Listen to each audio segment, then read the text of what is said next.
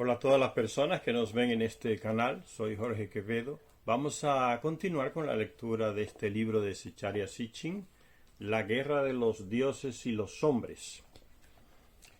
La última parte veíamos que Dumuzi, el hijo menor de Enki, estupró a su media hermana buscando un heredero y que esa era la línea roja de la moral de los Anunnaki, cuando uno de ellos violaba a una mujer Anunnaki, no a una terrestre. Con las terrestres ellos hacían lo que querían, pero violar, estuprar a una terrestre es la línea roja moral de ellos, y el que lo hacía o era preso o era desterrado, pero no dejaba de recibir un castigo. Y Dumuzi hizo eso conscientemente porque el plan de él era procurar un heredero con su media hermana, lo que le abriría las puertas a heredar el poder. Y detrás de toda esa trama está Inanna, la esposa amante de Dumuzi, que está procurando a través de Dumuzi controlar la región ahí que corresponde a Dumuzi, y también apoderarse del Alto Egipto donde están las pirámides. Y dice que Dumuzi se soñó, tuvo como una visión, un sueño, algo parecido, donde se veía él mismo en que lo estaban despojando de todos sus atributos de un Anunnaki con autoridad en su territorio donde él comandaba, y que al final también él se veía muerto en esa visión, sueño que tuvo de sí mismo. Y esa fue la última parte que vimos. Y al despertarse le pidió a su hermana Gestinanna, que ya la había estuprado, que le explicara el significado del sueño. Él le contó a ella el sueño que tuvo. Mejor dicho, una pesadilla, ¿no? Porque él se veía que lo apresaban, que Marduk lo envió. Dice Dumuzi se durmió y soñó que el pájaro principesco, esa es la nave de Marduk.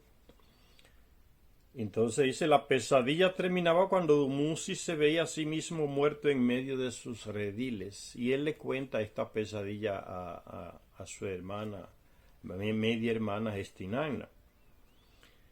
Y esta le dice, al despertarse, dice, le pidió a su hermana Gestinanna que le explicara el significado de ese sueño, esa pesadilla, y ella le dijo, hermano mío, tu sueño no es favorable, me resulta muy claro. En él se predecía que bandidos emboscados se levantan contra ti. Las manos tendrás sujetas con esposas, los brazos sujetos con grilletes. O sea, lo iban a capturar preso.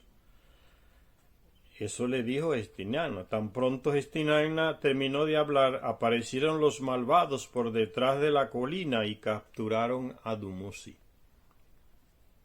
Sujeto con esposas y grilletes, Dumuzi gritó invocando a su cuñado Utu Shamash, que era medio hermano de su esposa Inanna. Y Dumuzi clamaba, oh Utu, tú eres mi cuñado, yo soy el marido de tu hermana, convierte mis manos en manos de gacela, convierte mis pies en pies de gacela, para que escape de los malvados. Tras escuchar su llamada, Utu propició la huida de Dumuzi. Y después de algunas aventuras, Dumuzi buscó un escondite en la casa de la vieja Belili, dice el texto de la tablilla. Dice Zecharia Sitchin, la vieja Belili, un personaje dudoso que juega un doble papel. Dumuzi fue capturado de nuevo y volvió a escapar, y al final se ocultó una vez más en los rediles. Soplaba un fuerte viento, las copas se habían volcado, los malvados lo estaban cercando, todo lo que había visto en su sueño. Y al final, dice el texto antiguo, con las copas tiradas a su lado, Dumuzi estaba muerto, el redil arrojado por el viento. En este texto el escenario de los acontecimientos, dice Zecharia Sitchin, es una llanura donde hay un redil. una llanura desértica cercana a un río.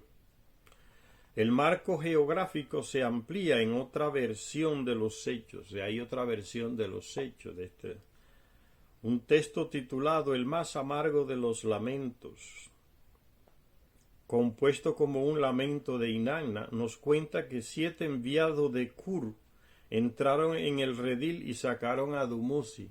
O sea, en este texto se cuenta otra versión de los hechos.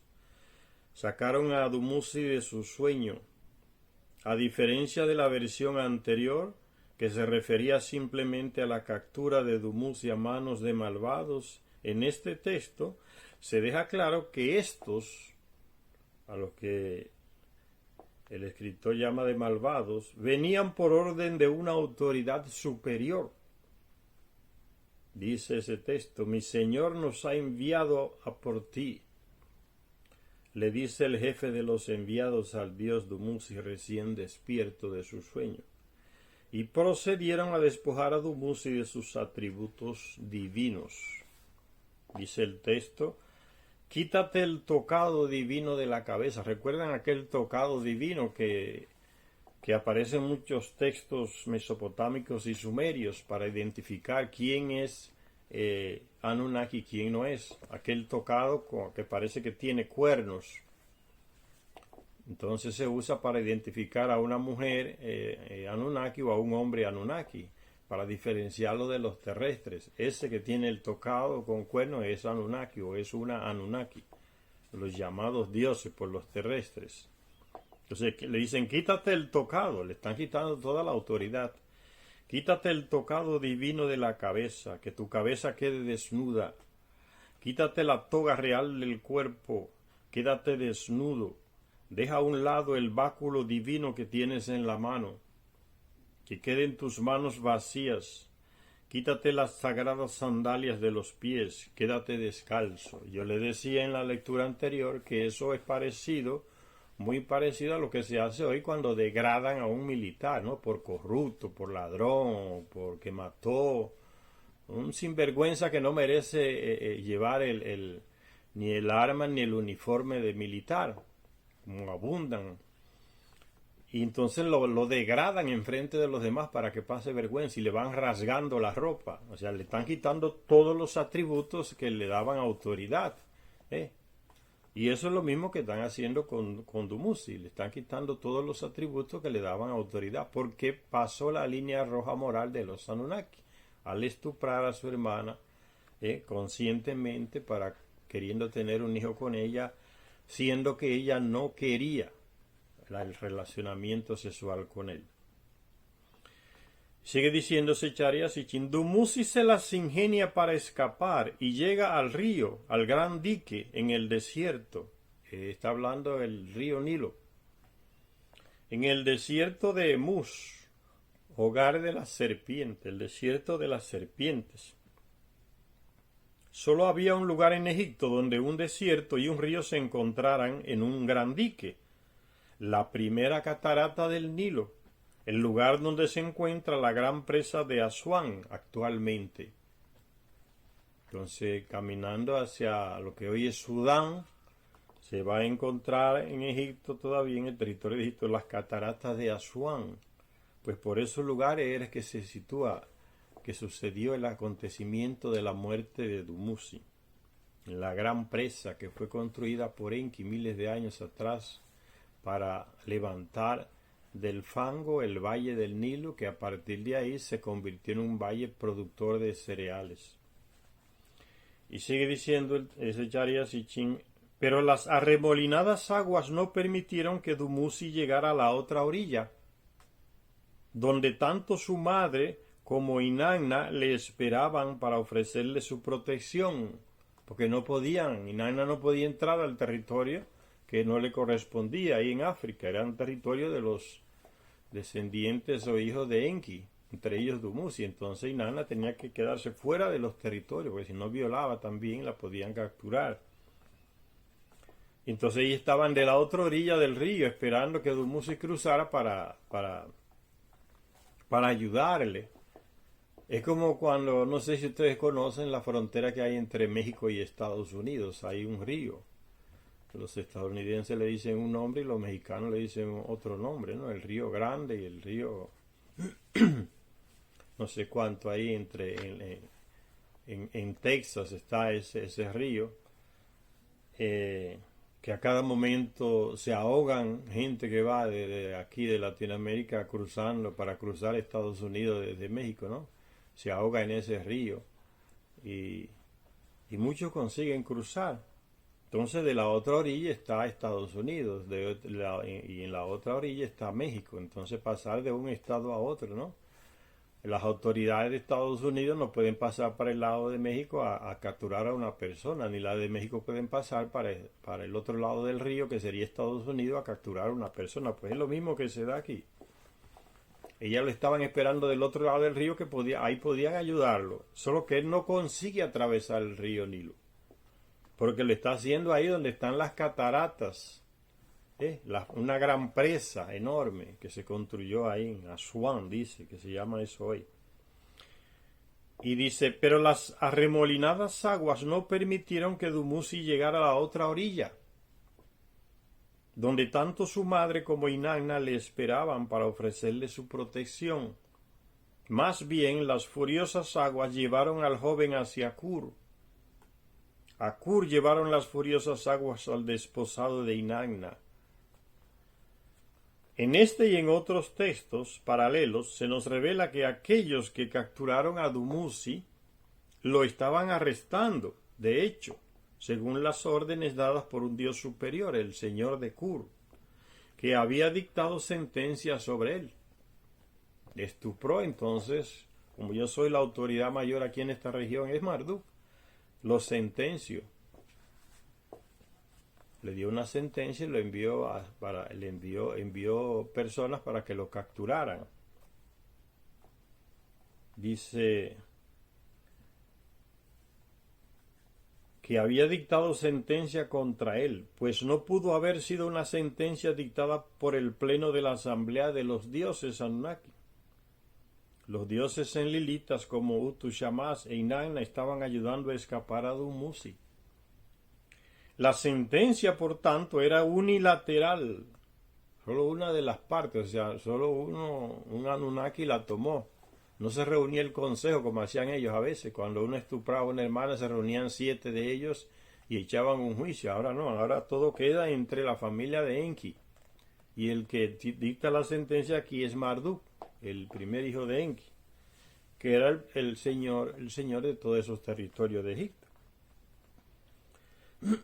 La sentencia, por tanto, era unilateral, dictada por el señor de los que habían ido a detenerle, que no era otro que Marduk, el hermano mayor de Dumuzi y de Inanna.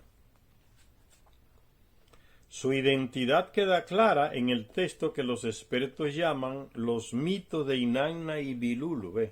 Los expertos europeos estadounidenses con esa estupidez, que son mitos, eso es mitología, eso no tiene nada que ver con historia, ¿no?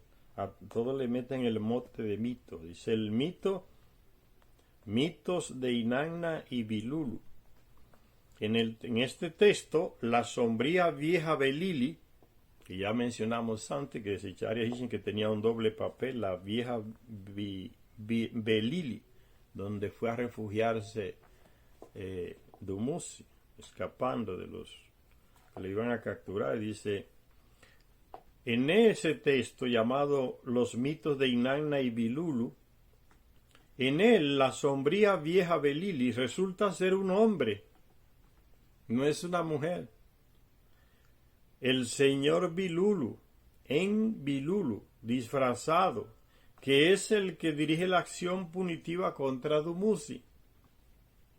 Los textos acadios que tratan de los epítetos divinos explican que en Bilulu era Il Marduk Shah Aktati, el dios Marduk que había pecado. O sea, era el Marduk, aquella vieja Bilulu no era más que por eso decía Zecharia Sitchin que era un personaje dudoso que juega un doble papel. Entonces ahora se descubre en la lectura del texto que va haciendo Zecharia Sitchin que era el mismo Marduk disfrazado.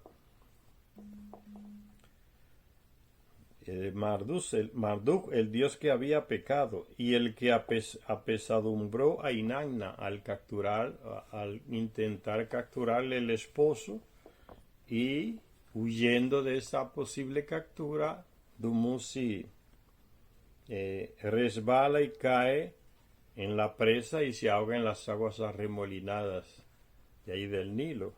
Y Inanna culpa de la muerte de su esposo a Marduk, que lo envió para ser capturado. Pero recuérdense que el plan de Inanna con Dumuzi era utilizarlo para ella obtener el poder ahí en la región que era de Marduk, ahí en Egipto. Y Marduk descubrió el plano. Al censurar desde un principio el emparejamiento amoroso de Dumuzi e Inanna, no hay duda de que Marduk se opondría aún más a esta unión tras las guerras de la pirámide. La violación de Inanna de motivaciones políticas se convirtió en el pretexto que Marduk precisaba para bloquear las pretensiones de Inanna sobre Egipto, capturando y castigando a Dumuzi. Pero, se pregunta Zecharia Sitchin, ¿acaso Marduk pretendía dar muerte a Dumuzi, a su propio hermano? Y se responde Zecharia Sitchin, probablemente no. El exilio solitario era el castigo acostumbrado en esos casos de estupro de un Anunnaki contra una mujer Anunnaki. El exilio solitario era el castigo acostumbrado. La muerte de Dumuzi, de un modo que no ha quedado aclarado, fue probablemente accidental. Se lanzó a las aguas, queriendo cruzar el río ahí donde está esa presa. Muy fuerte las corrientes de agua, a lo mejor esas corrientes de agua por debajo que se forman, que son invisibles, pero son arremolinadas por debajo. Terminaron cansando a Dumuzi, que no consiguió llegar a la otra orilla y se ahogó. Entonces Zecharia Sitchin concluye que Marduk no quería matar a su hermano, lo quería capturar, pero pasó un accidente lamentable, se ahogó intentando cruzar el río en esa parte ahí de la presa. Dice, pero el hecho de que fuera accidental o no era algo irrelevante para Inanna. A Inanna no le importaba si era accidente o no, era culpar a Marduk, que era su enemigo acérrimo. Por lo que a ella concernía, Marduk había provocado la muerte de su amado, y tal como podemos ver en los textos, buscó venganza. Dice el texto, ¿qué hay en el Sagrado Corazón de Inanna? Matar al señor Bilulu. El señor Bilulu no es la vieja Bilulu, sino que el señor es Marduk mismo. Lo quiere matar. Trabajando con fragmentos encontrados en las colecciones de tablillas mesopotámicas dispersas por varios museos, ¿ven?, los expertos han recompuesto parte del texto que el estadounidense Samuel Noah Kramer, en su obra Mitología Sumeria, tituló Inanna y Ebig. Según el texto, pertenecía al ciclo de mitos, ¿ves? Todo es mitología. Esta dolencia, esta enfermedad de los europeos estadounidenses no se cura, ¿no? Todo es mito. Todas esas cosas de los dioses griegos, que son los mismos Anunnaki en Grecia, que le han llamado la mitología griega, ese título se lo pusieron los europeos y los estadounidenses. Que todo eso es mitología de unos dioses que viven en la mente de la gente, ¿sí?, para desinformar. Y dice que ese Noah Kramer, que escribió, fue de los primeros que fue por allá y tradujo algunas tablillas, escribió, todo comenzó en Sumeria, y otros textos como este que dice Mitología Sumeria. Título Inanna y Ebig, un texto. Según él, pertenecía al ciclo de mitos en donde se da muerte al dragón. Que eso es mito, eso no es realidad. Pues trata de la lucha de Inanna contra el dios malvado que se oculta en el interior de la montaña.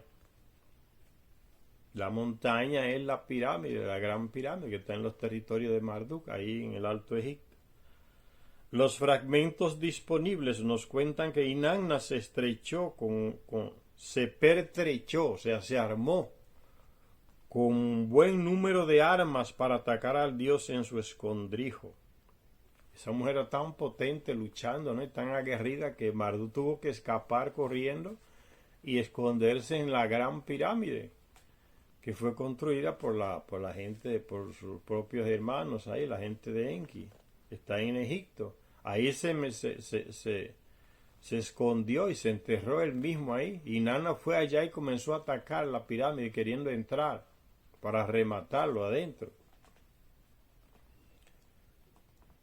Dice, los fragmentos disponibles nos cuentan que Inanna se pertrechó con buen número de armas para atacar al dios en su escondrijo. Aunque el resto de dioses intentaron disuadirla, ella se dirigió segura de sí misma a la montaña a la que llamaba Ebig, morada de la llamada apenada. Altivamente Inanna proclamó, ya no le hizo caso a nada de lo que le decían los otros Anunnaki. Mira, deja eso, cálmate. Le pasó por encima todo eso. Tenía una rabia y una locura en la cabeza por matar a Marduk.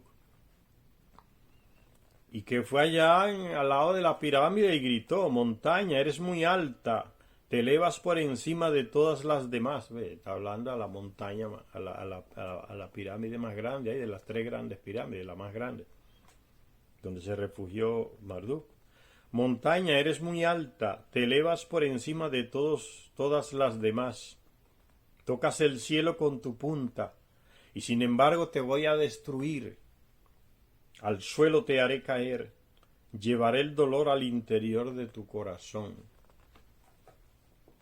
No solo en los textos, dice Zecharia Sitchin, se evidencia que la montaña era la gran pirámide, y que la confrontación tuvo lugar en Gizeh, ahí en el valle de Egipto, el valle de Gizeh, donde están las 3 grandes pirámides, sino que también en las representaciones de un sello cilíndrico sumerio aparece Inanna como amenazando enfrente de la gran pirámide, ¿no? Lanzando sus amenazas. A Inanna, representada con su habitual pose seductora y medio desnuda, se le ve enfrentándose a un dios que se apoya en 3 pirámides. A las pirámides se las representa exactamente como aparecen a la vista en Gizeh. El símbolo egipcio del Ankh, aquella cruz egipcia, como se dice, que tiene como una especie de medio círculo encima, y se sostiene, y una parte atravesada, la cruz egipcia se le dice, el Ask. El sacerdote con un tocado egipcio y las serpientes entrelazadas nos indican un lugar en Egipto. Inanna siguió adelante en su desafío a Marduk, ahora oculto en el interior de la poderosa estructura piramidal, y su furia crecía mientras él ignoraba sus amenazas, porque estaba protegido adentro, se sentía protegido en la pirámide, no entraba cualquiera. Por segunda vez enfurecida en su orgullo, Inanna se acercó a la pirámide de nuevo y proclamó: mi abuelo Enlil me ha permitido entrar en la montaña. Haciendo gala de sus armas, Inanna anunció altivamente: en el corazón de la montaña penetraré. Dentro de la montaña estableceré mi victoria. Eso le gritaba a ella a Marduk, que estaba dentro. Y al no obtener respuesta, comenzó su ataque. Dice el texto de la tablilla: ella no dejaba de golpear los lados de Ebig, o sea, la gran pirámide, y todas sus esquinas. ¿Qué tipo de arma usaba esa mujer? No lo sabemos, porque la tecnología de los Anunnaki millones de años más avanzada que la nuestra. ¿Con qué arma estaba atacando la pirámide? No se dice aquí. Ella no dejaba de golpear los lados de Ebig y todas sus esquinas, incluso sus muchas piedras elevadas. Pero dentro, la gran serpiente, con mayúscula, ese es Marduk, hijo de la gran serpiente, que es Enki también. Pero dentro, la gran serpiente que había entrado, su veneno no cesaba de escupir. El que escribe el texto de la tablilla es pro Inanna a favor del clan de Enlil, porque le llama la serpiente venenosa Marduk. El mismo Anu intervino entonces, el rey de Nibiru, que estaba siempre al tanto de lo que sucedía aquí en el planeta, la intercomunicación, la comunicación interplanetaria era constante entre ellos, ¿ves? La tecnología que no tenemos hoy, y si la tenemos es muy flaca para uno comunicarse con alguien que esté en la Luna, esté en Marte, pues ya se puede, pero no al nivel de ellos, eso fue miles de años antes. Y si ya tenían esa tecnología de comunicación interplanetaria, imagínense lo que no tendrán hoy. Dice, el mismo Anu intervino entonces advirtiéndole a Inanna de que el dios oculto en el interior disponía de terroríficas armas. Sus estallidos son terribles, le dice Anu a Inanna. Te impedirán entrar. Por lo que Anu le aconsejó a Inanna que buscara justicia sometiendo a juicio al dios escondido. O sea, en lugar de atacar con armas, ten cuidado porque Marduk también tiene armas terroríficas y está escondido con ellas ahí en la pirámide, no está desarmado. Entonces ten cuidado que él también te puede destruir a ti con las armas que tiene. Eso es Anu que le dice a Inanna, Anu que es el bisabuelo de Inanna. Y ya se sabe por textos antiguos que los dos tuvieron un romance. Varias veces se encontraron sexualmente y que Anu quedó tan amarrado con Inanna que les regaló hasta la ciudad y el palacio que le construyeron a él cuando llegó de visita con su esposa ahí a Mesopotamia. Cuando él se fue, le regaló una nave a ella y le regaló la residencia de él ahí también en Mesopotamia, ella. Y lo que gana la mujer por ser mujeres, ¿no? Y ofrecer sus servicios sexuales. Entonces era Inanna, amada de Anu, Inanna. Dice, entonces Anu le sugiere a ella, mejor llévalo a juicio, que lo juzguen los 7 por lo que sea y decidan qué hacer con Marduk. Pero no, si tú lo atacas y entra a atacarlo, puede ser que él te destruya a ti, porque él también está armado con armas poderosas, le dice Anu a Inanna. Los textos identifican abundantemente a este dios, como en los textos de Ninurta recibe el nombre de Asaj y se le apoda la gran serpiente. Todos esos títulos se le dan a Marduk. Nombre y epíteto despectivo que los enlilitas crearon para llamarle a la gente de Enki. Esos son los hijos de la serpiente. Enki es la gran serpiente. Porque la representación de Enki eran la serpiente, como 2 serpientes lanzando aguas, ¿no? Porque él era un hombre que es especialista en las aguas y sus símbolos eran la serpiente. Entonces los enlilitas lo usaban despectivamente, ¿no? Le llamaban a sus hijos, son los hijos de la serpiente, ¿no? Los malvados. Es la misma serpiente que aparece en el texto bíblico, aclarándole la situación a Adán y Eva, aclarándole la mentira que Enlil le había dicho. Ese tal Yahvé que ponen ahí en la Biblia, es Enlil que le prohibió a los terrestres que comieran, o sea, que tuvieran la sabiduría, conciencia de ellos mismos, de su sexualidad, que pudieran reproducirse ellos mismos y dejaran de ser esclavos ahí en el llamado paraíso, en el jardín del Edén, que Enlil los tenía ahí como servidores para que cuidaran y plantaran el jardín para él. Y Enki llega y le dice, no, pero ustedes no van a morir, él está mintiendo. Si ustedes comen de ese fruto del conocimiento y la ciencia, no van a morir, al contrario, van a ser igual que él, inteligentes, y van a reproducirse como se reproducen los Anunnaki también. Y tenía razón porque los dos comieron del árbol y no murieron. Entonces la serpiente es la que tiene la razón en la Biblia. Yahvé parece como un mentiroso. Y las religiones nunca le aclaran eso a la gente. sino que insiste en el pecado y que la serpiente que tentó a la mujer y que la mujer fue y tentó al hombre y que por eso fue que el pecado entró en el mundo por causa de la mujer.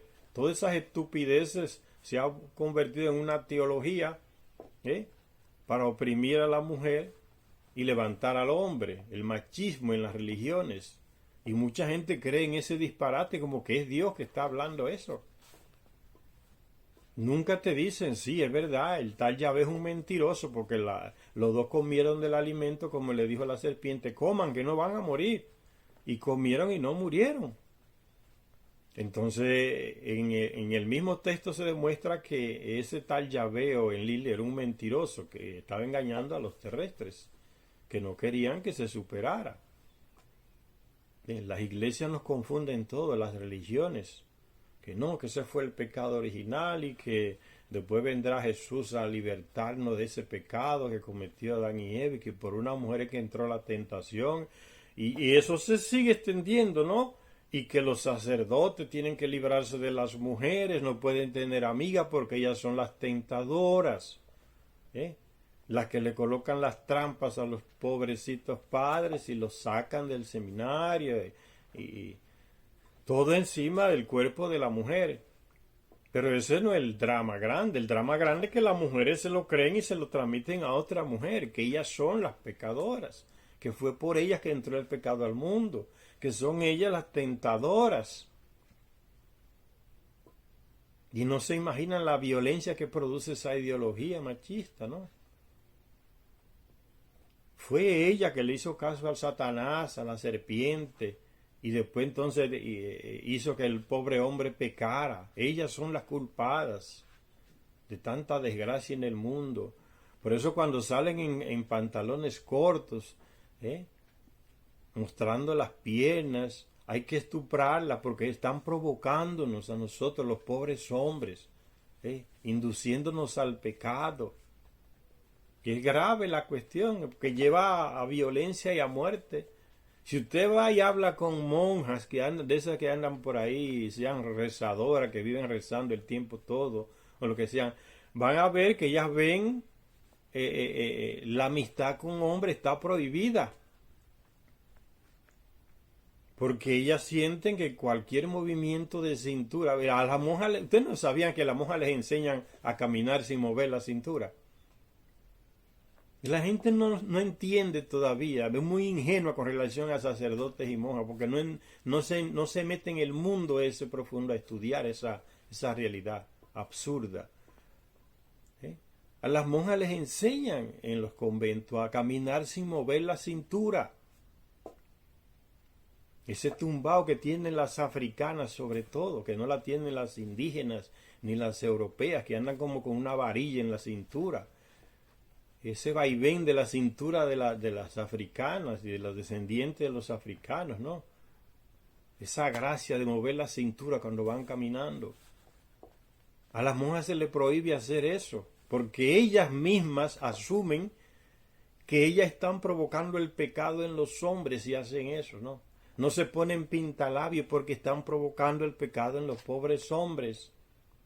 No se hacen así en el cabello, se lo cubren con un paño, un trapo que se ponen ahí en la cabeza, porque mostrarlo va a inducir a los hombres a que la encuentren bonita y vayan atrás de ella. ¿Ve cómo la mujer asume la ideología machista y se la transmite a otras con más rigor, mucho más rigor que lo que hacen los hombres en esas religiones de los islamistas por ahí? Mira cómo están los fanáticos aquellos de Afganistán, que no es cuestión de taparle la cabeza y el cabello, no, el cuerpo entero, que le queden unos hoyitos ahí en la cara que puedan ver desde ahí. Todas esas estupideces vienen de esa moral hipócrita. Y eso tiene unas consecuencias horribles en la deformación emocional de las personas, señores. ¿Sabe lo que hacían las monjas en la época colonial? Rechazaban a las negras que querían entrar al convento. ¿Por qué? Por lo que acabé de decirle. No, es que ustedes remueven esa cintura demasiado y eso es pecaminoso. Ustedes no pueden ser monjas en la época colonial. Pero fíjense a dónde llegaba la hipocresía. Ellas agarraban a todas esas mujeres negras que no las aceptaban en el convento porque movían mucho la cintura, y eso era pecaminoso para ellas, y la enviaban a prostituirse a las calles. Y el dinero que todas esas negras conseguían se lo llevaban a la jefa ahí en el convento, a la superiora, le dicen, como que las otras son inferiores, ¿no? Se le entregaban ese dinero a la superior y vivían de eso. Y cuando salían embarazadas las negras le cuidaban los hijos ahí escondidos en el convento. ¿Ven la hipocresía? Que la gente tiene que abrir la mente. Siempre las religiones han sido hipócritas porque la base es hipócrita, es mentirosa, es engañosa. Cuando Inanna se declara diosa, cuando Marduk se declara Dios, ya la base está viciada. Son mentirosos, nunca fueron dioses ni diosas. La base de las religiones está podrida, lo que es en base al engaño y al miedo y a la ignorancia. Y entonces sigue diciendo Zecharia Sitchin que Anu le sugirió eso a Inanna: no lo ataques directamente con tus armas, sino llámalo en un consejo y que el consejo decida qué hacer con él. No tomes la venganza en tus manos. Dice, los textos identifican abundantemente a este dios que estaba escondido en la Gran Pirámide, como en los textos de Ninurta recibe también el nombre de Asag y se le apoda la Gran Serpiente, nombre y epíteto despectivo. Nombres y epítetos despectivos que los enlilitas usaban contra los de Enki, contra Marduk en este caso. Su escondrijo también queda claramente identificado como el Ekur, cuyas impresionantes paredes llevan al cielo, la Gran Pirámide, ahí en Egipto, en el Valle de Hisek. Los archivos del juicio y la sentencia de Marduk se pueden encontrar en un texto fragmentado que publicara la sección babilónica del Museo de la Universidad de Pensilvania en Estados Unidos. ¿Ven? Lo que yo les digo, que esa gente se han llevado todas las tablillas y las tienen allá, no las publican. Las líneas que se conservan comienzan en el punto en que los dioses han rodeado la pirámide y un dios elegido como portavoz se dirige a Marduk, que está dentro, en su encierro. Al que era malvado imploró desde fuera. Marduk se conmovió con el mensaje. A pesar de la ira de su corazón, limpias lágrimas cayeron de sus ojos y aceptó salir y afrontar el juicio. O sea, uno de los dioses que le habló desde fuera lo convenció. Parece que tenía una labia, como se dice, una palabrería muy convincente, y las cosas que le dijo desde fuera y Marduk lo escuchó, lo convencieron, hasta lo hicieron llorar, y el tipo aceptó salir y entregarse a enfrentar un juicio. El juicio se realizó a la vista de las pirámides, en un templo junto a la orilla del Nilo. Dice un texto antiguo, al lugar de reverencia junto al río con el que fue acusado se presentaron con el acusado, ahí lo llevaron. En verdad hicieron que los enemigos se apartaran. Se hizo justicia. Pero para sentenciar a Marduk, el misterio de la muerte de Dumuzi planteaba un problema, dice Zecharia Sitchin. No había duda de que Marduk era el responsable de su muerte, pero, y ahí se pregunta Zecharia Sitchin, ¿había sido premeditada o accidental esa muerte de Dumuzi? Marduk merecía una sentencia de muerte, pero ¿y si su crimen no había sido deliberado? Allí, de pie a la vista de las pirámides, con Marduk fuera de su escondrijo, se le ocurrió una solución a Inanna y procedió a dirigirse a los dioses. Inanna también está en el consejo de los que lo están condenando. Dice el texto el texto antiguo, en este día la misma dama, la que dice verdad, la acusadora de Asag, la gran princesa, un temible juicio pronunció. Y dice Zecharia Sitchin, había una forma de sentenciar a Marduk a muerte sin tener que ejecutarlo, dijo Inanna. Que se le entierre vivo dentro de la gran pirámide, que se le encierre allí como en una gigantesca tumba. Ella no desiste de las ganas que tiene su corazón de matarlo. O sea, la sugerencia de ella al consejo, no, que lo encierren en la pirámide donde él se escondió y que lo dejen ahí que se muera. Esa es la solución que está dando Inanna contra Marduk. En una gigantesca tumba que está sellada, sin nadie que le ofrezca alimento, solo para sufrir la fuente de agua potable cortada. O sea, era para que se muriera, porque hay una fuente de agua en la base de la pirámide, debajo. Corría un afluente por debajo de la base de la pirámide. Y eso dice Inanna que se le corte también, para que se muera de sed ahí dentro. Los dioses jueces aceptaron sus sugerencias, ¿ves? La de Inanna, increíble, ¿no? La señora eres tú. Tú decretas el destino, que así sea. Suponiendo que Anu estaría de acuerdo con el veredicto, los dioses dieron la orden ante el cielo y la tierra. Suponiendo que Anu iba a estar de acuerdo con esa sentencia contra Marduk.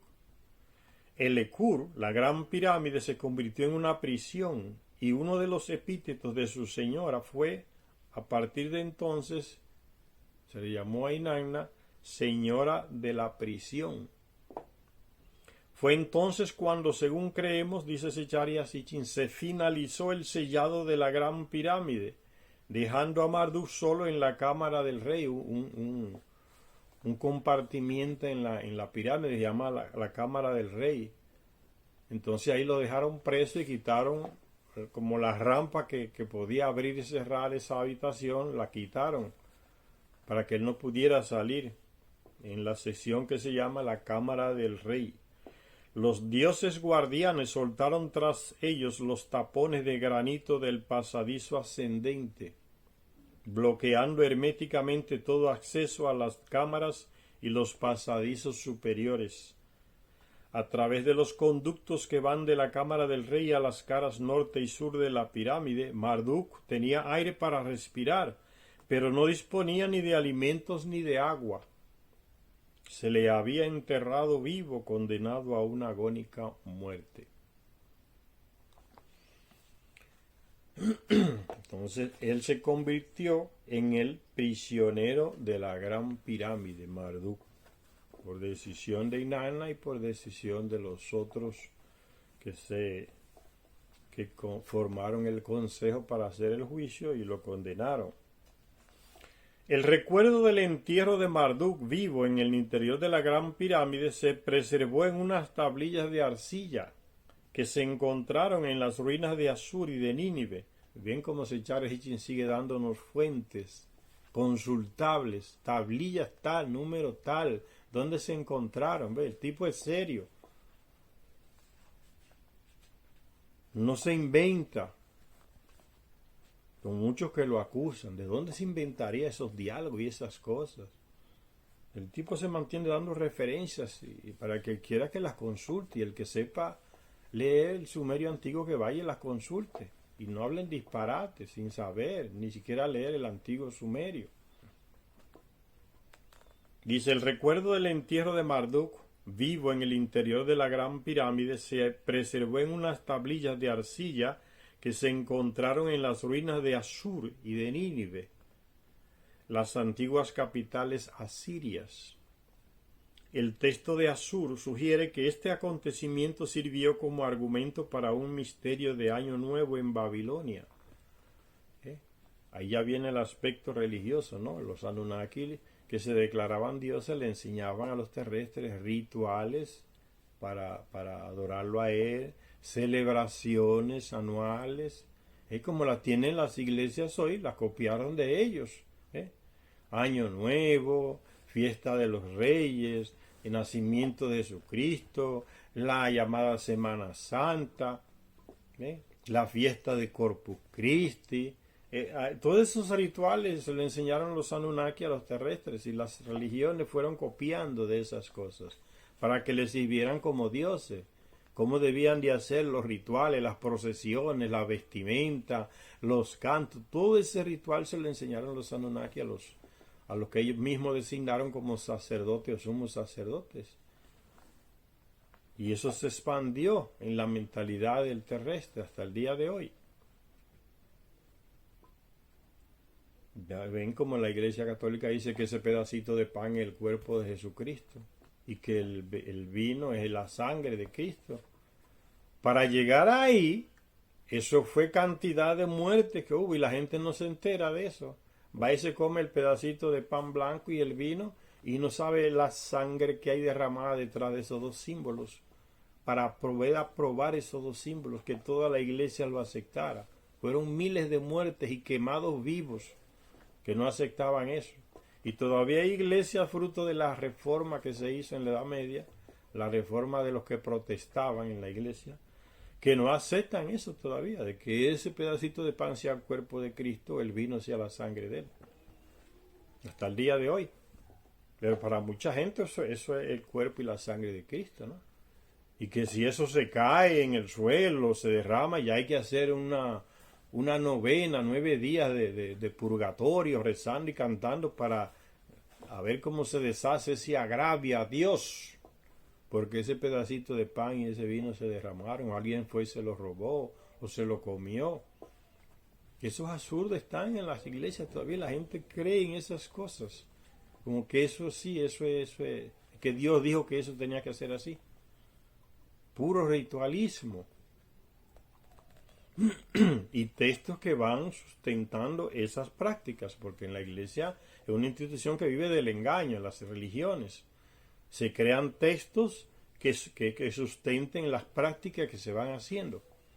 Para que cuando la gente exija y pida y grite y le dicen, mira, pero aquí están los textos sagrados. Como hay mucha gente ignorante que cree que la Biblia es palabra de Dios, si está en la Biblia, eso es, y así lo convencen los pastores. Mire, está aquí en la Biblia. Y la palabra ahí le dice al profeta que tiene que buscar una mujer, que la mujer de su amigo para que tenga un hijo. Y ahí el pastor y le embaraza a la amiga de uno de los hombres que va a la iglesia y le dice, mira, que esto lo manda Dios. Está aquí en la Biblia. Ve y cásate y ten un hijo con la mujer de tu amigo. A lo mejor una coma hace la diferencia, pero él interpreta así. Y va y tiene relaciones sexuales con la de la mujer del amigo y nace el hijo. Y le pregunta a la mujer por qué te acepta eso. No, porque yo no voy a encontrar la palabra de Dios. Está en la Biblia, ¿no? A todos esos absurdos nos lleva esas creencias de mucha gente en las religiones y sus inventos y mentiras, ¿no? Que se meten en la cabeza a la gente y los controlan. ¿Con qué? Con el miedo. Tú vas para el infierno, tu alma se va a quemar. Ellos deciden aquí lo que va a pasar después que uno muera. Y dice que entonces Marduk fue condenado a una agónica muerte encerrado en la Gran Pirámide. El recuerdo del entierro de Marduk, dice, vivo en el interior de la Gran Pirámide,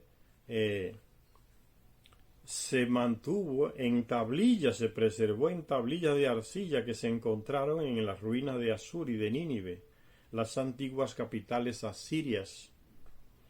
El texto de Asur sugiere que este acontecimiento sirvió como argumento para un misterio de Año Nuevo en Babilonia. Un misterio de Año Nuevo en Babilonia se le celebraba a Marduk como si fuera una Semana Santa. Se hacían procesiones con la imagen de él, con la imagen de la nave de él, el barco sagrado.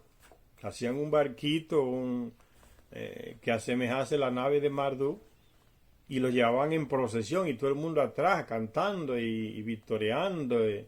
Marduk no aparecía por ahí, pero la gente lo hace, como hacen hoy en las procesiones, ¿no? Cristo no aparece por ahí, pero llevan la cruz y la rama, el domingo de rama, y van cantando y alabando y por aquí y por allá. Pues lo mismo que hacían ellos con los llamados dioses en Mesopotamia.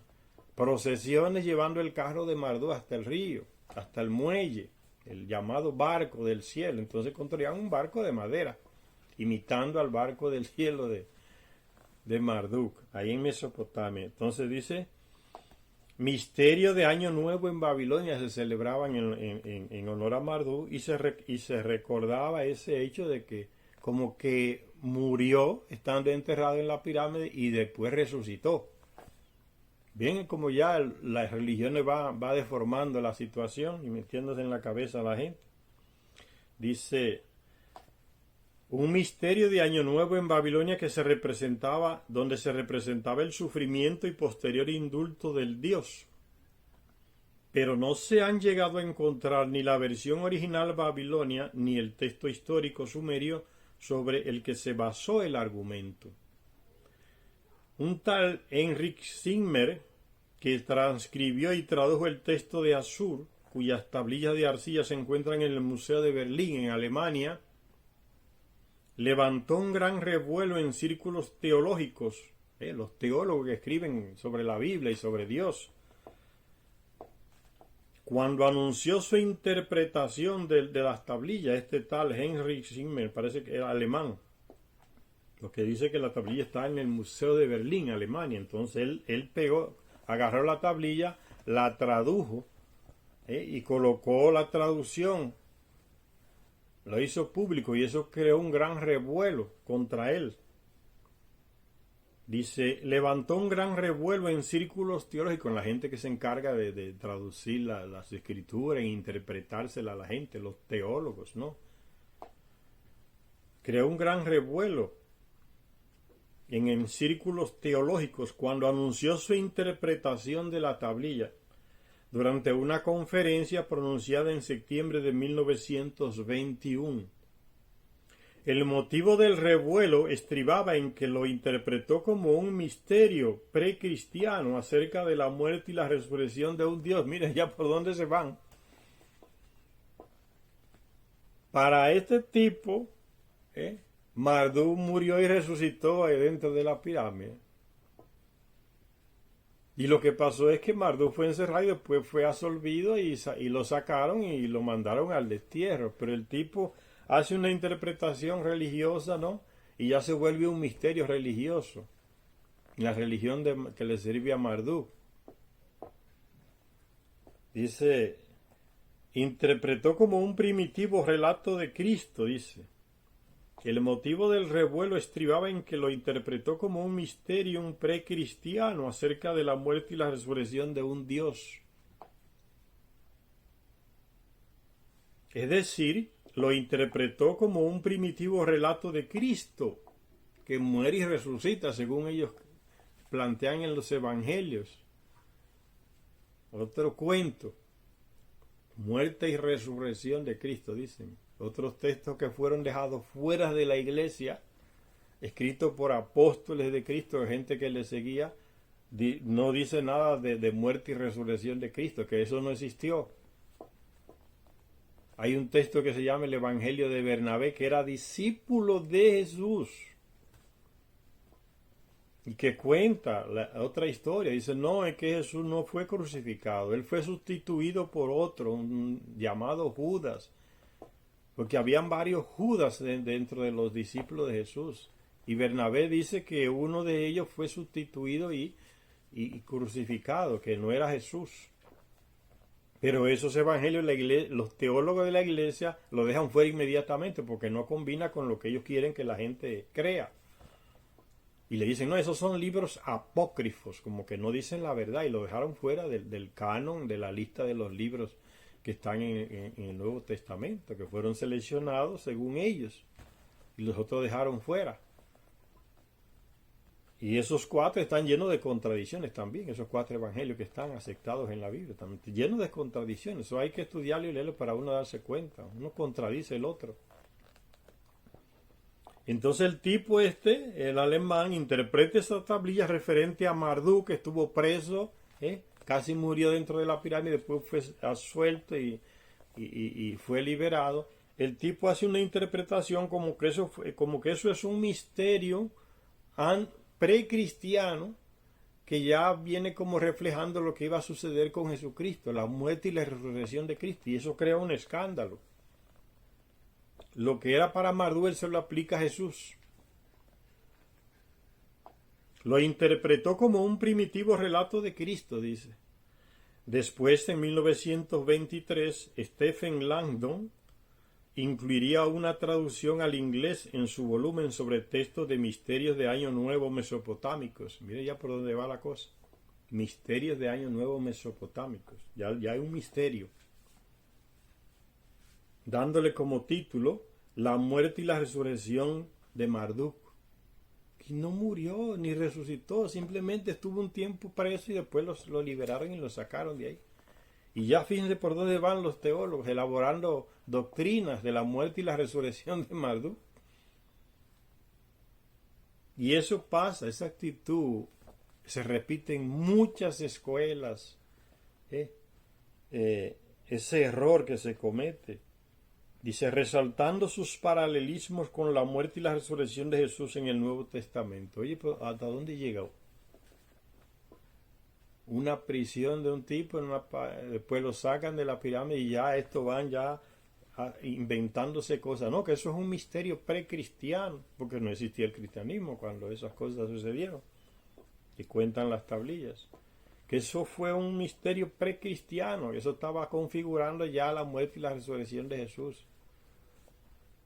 Y esos tipos hacen eso y uno los aceptan y siguen esa mentira hasta el día de hoy. Dice, resaltando sus paralelismos con la muerte y la resurrección de Jesús en el Nuevo Testamento. ¿Qué paralelismo ni qué nada? Pero tal como dice el texto, Marduk o Bel, el Señor, no murió. O sea, el texto de la tablilla dice que Marduk no murió. Ciertamente, fue encarcelado en el interior de la montaña, o sea, de la pirámide, de la gran pirámide, a modo de tumba, pero se le encerró vivo. El antiguo guión comienza con una presentación de los actores. El primero es Bel, o sea, ya hacen una procesión y buscan actores para que representen la muerte y la resurrección de Marduk. No es parecido a lo que hacen las iglesias, que hacen representaciones en la Semana Santa y ponen a un tipo que cargue una cruz, como representando la cruz que cargó Jesucristo, y lo llevan y lo pintan con cosas y corona de espinas de plástico. Pues lo mismo, puro teatro, representando de que la muerte y la resurrección de Jesucristo. Dice, el antiguo guión comienza con una presentación de los actores, puro teatro. El primero es Bel, que estuvo confinado en la montaña, o sea, Marduk. Después hay un mensajero que lleva las noticias del encarcelamiento de Marduk a su hijo Nabu. Nabu era hijo de Marduk con una terrestre, Sarpanit, de ahí de Babilonia. Fue la primera terrestre que se casa con un Anunnaki, un príncipe Anunnaki, como era Marduk. Esa fue la primera. Y tuvo a Nabu, el más pequeño, con Marduk. Tuvo 3 hijos. Azar, que es Osiris en Egipto. Set, que es Satu, que es Set en Egipto. Y este más pequeño, que es Nabu. Tuvieron esos 3 hijos. Entonces Nabu es mitad terrestre y mitad Anunnaki, porque la mamá es terrestre y el padre es un príncipe Marduk, príncipe Anunnaki. Hay un mensajero que lleva las noticias del encarcelamiento de Marduk a su hijo, Nabu. Impactado por las noticias, Nabu acude inmediatamente con su carro a la montaña.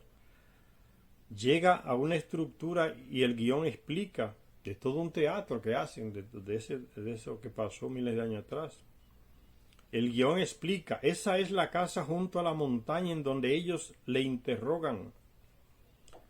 Recuérdense que el texto de la tablilla dijo que Marduk fue interrogado y llevado a juicio ahí enfrente de la misma pirámide, no se lo llevaron a otro lugar, ahí cerca del río. Dice, en respuesta a las preguntas de los guardianes que lo interrogan, se les dice que el inquieto dios es Nabu, que viene de Borsippa.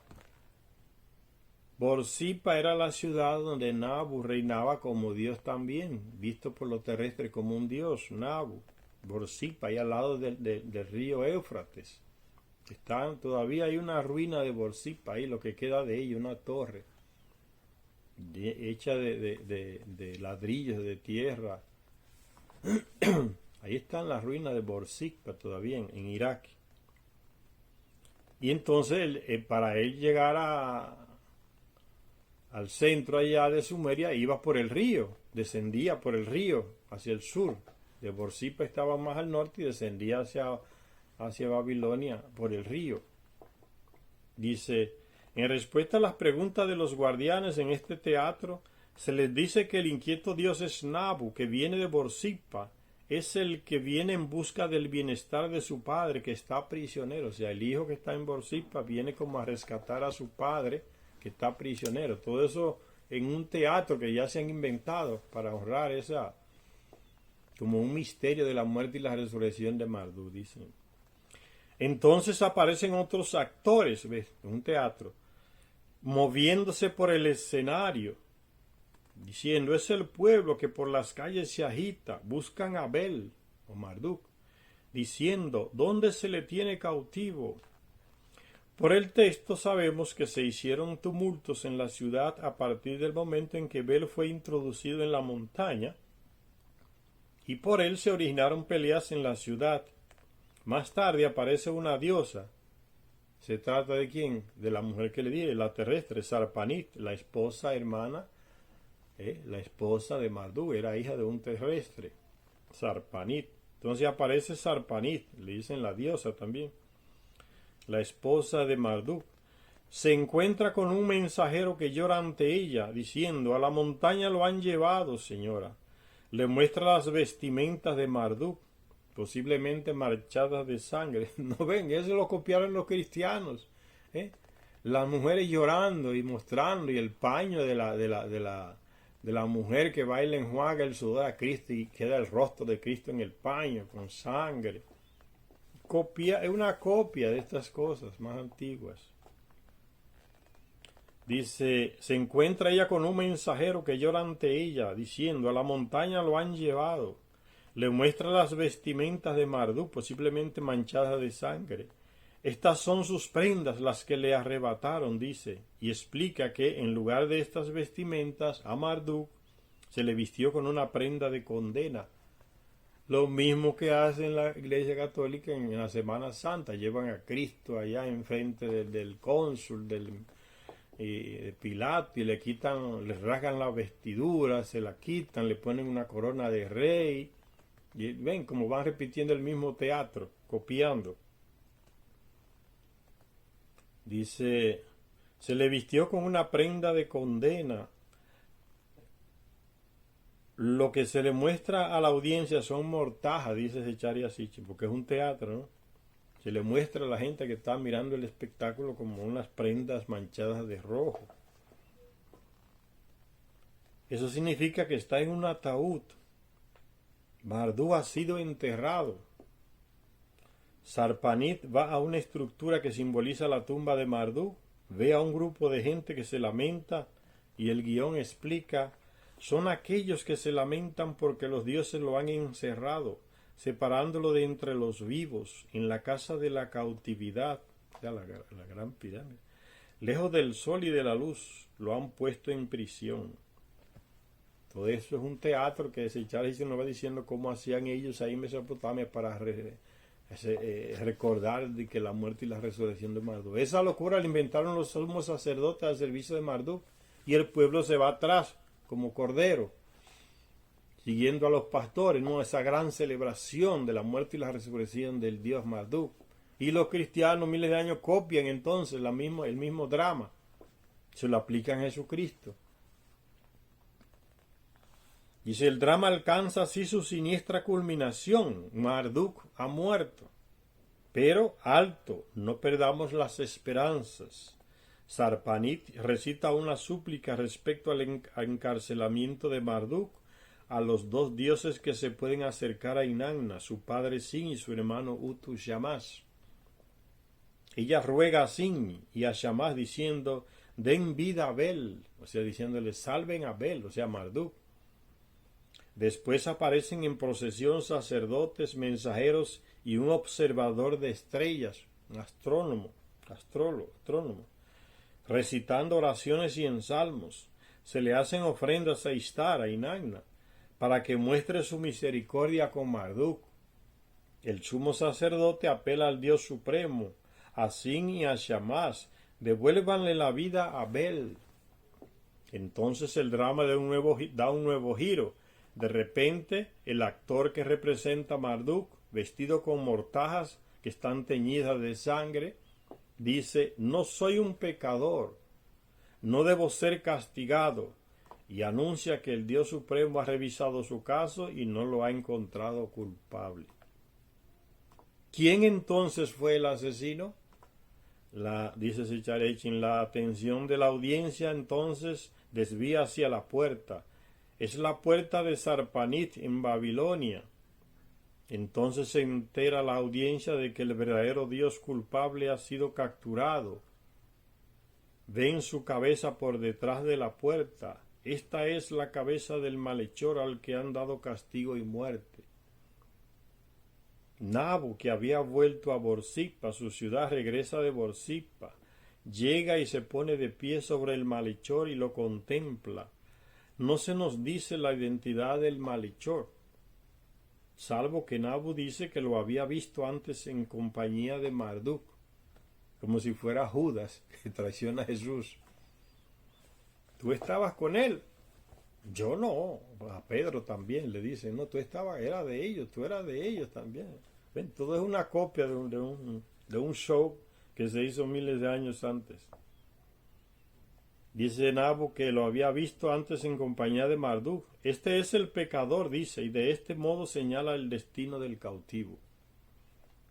Los sacerdotes prenden al malhechor, se le da muerte, se lleva en un ataúd aquel cuyo pecado fue. El asesino de Dumuzi ha pagado con su vida, y no fue Marduk. Todo un teatro. Pero acaso, dice Charya Sitchin, pero acaso el pecado de Marduk como causante indirecto de la muerte de Dumuzi ha quedado expiado. Sarpanit, la esposa, vuelve a aparecer, llevando las prendas de la expiación. Simbólicamente enjuga la sangre que se ha derramado. Con agua pura se lava las manos. Es agua para lavarse las manos que le traen después de que se hayan llevado a el malhechor. Lo mismo que hace Pilato. En el drama de Jesús, en el teatro le llevan agua y él se lava las manos. Yo no tengo nada que ver en esto, entonces llévenselo ustedes y hagan lo que les dé la gana. Ven como exactamente copiando cosas antiguas, rituales. Con agua pura se lava las manos, es agua para lavarse las manos que le traen después de que se hayan llevado al malhechor. En todos los lugares sagrados de Bel se encienden antorchas. Una vez más se dirigen súplicas al Dios Supremo. La supremacía de Ninurta que se proclamó con ocasión de la victoria de éste sobre Su se reafirma en apariencia para mitigar cualquier temor que pudiera evocar la liberación de Marduk. Como contrincante por la supremacía entre los dioses. Las súplicas tienen éxito y el Dios Supremo envía al mensajero divino Nusku a anunciar las buenas nuevas a todos los dioses.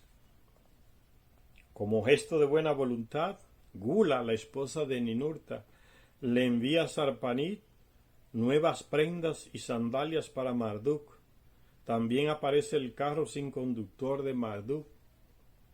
Pero Sarpanit está muda de asombro, no puede comprender cómo se puede liberar a Marduk de una tumba que no se puede abrir.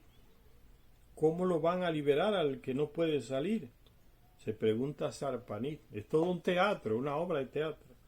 Nusku, el mensajero divino, le dice a Marduk, le dice que Marduk pasará a través del Sabbat, la abertura superior cincelada. Le explica que se trata de un conducto de salida que los dioses taladrarán. Recuérdense que lo habían encerrado y lo habían sellado adentro, dejado caer la tampa, la piedra que sellaba la habitación donde él estaba dentro de la pirámide. Ahora hay que construir un conducto quebrando piedra para sacarlo, un conducto de salida que los dioses taladrarán. sacarán su vórtice, reentrarán en su morada, la puerta que atrancaron ante él, en el vórtice de la excavación en las entrañas, una salida taladrarán dando giros, un taladro dando giros. Al acercarse en su mitad se abrirán paso. Ese es un drama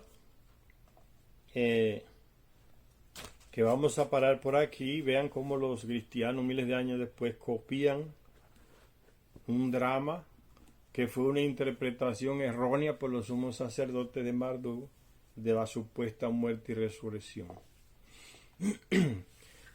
Gracias a todos los que nos ven. Hasta la próxima lectura, que continuaremos con este libro de la guerra de los dioses y los hombres de Secharia Sitchin.